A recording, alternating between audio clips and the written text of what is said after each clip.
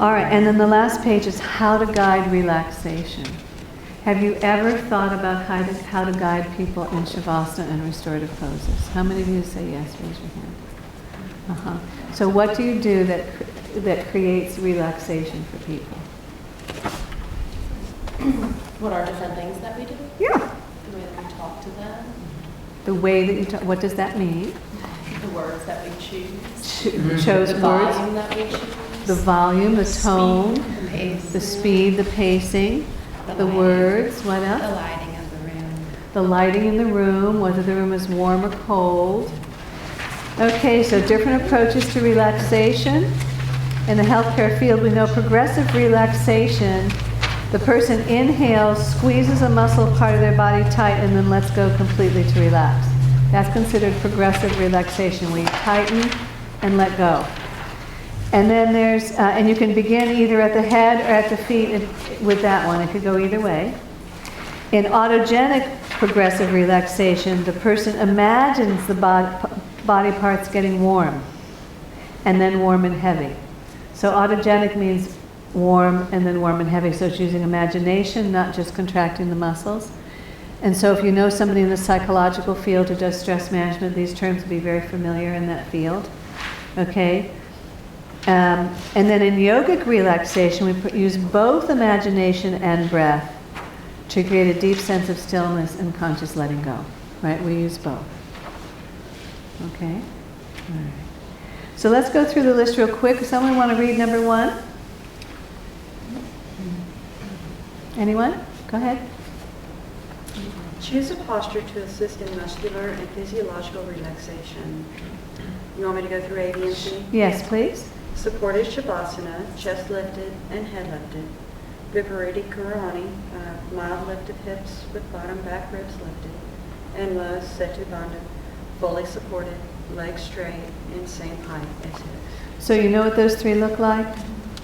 Yeah. So lying flat is not always the most comfortable position for relaxation.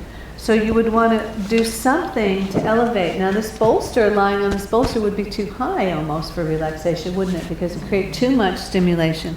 But you could take a blanket like this, right, and just lay it under the spine, put the hips on the floor, and just elevate the chest slightly, maybe even elevate the head slightly with another small blanket for relaxation. That would be very sweet, right? It relaxes the heart. Lets the heart just relax and open. That would be a very sweet thing to do. So that's what I mean about supported Shavasana. And then what? Viparita Karani.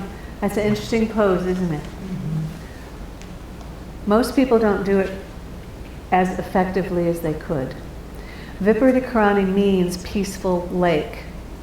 That means that the pelvic bowl, the hip bones, and the ribs should be parallel to the ground. So if you go high up like we are here in the mountains and you come up and there's a lake at the top, the lake is parallel, it's flat. And that's what makes it peaceful.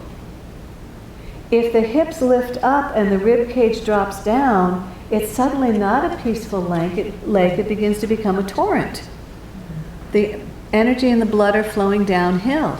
So really, most people who teach and practice, in my experience, Viparita Karani, do it with their chest collapsed. So it would look like this. If I turn around and show you here on the floor and lie down, it would look like having the hips here and your spine dropping like this.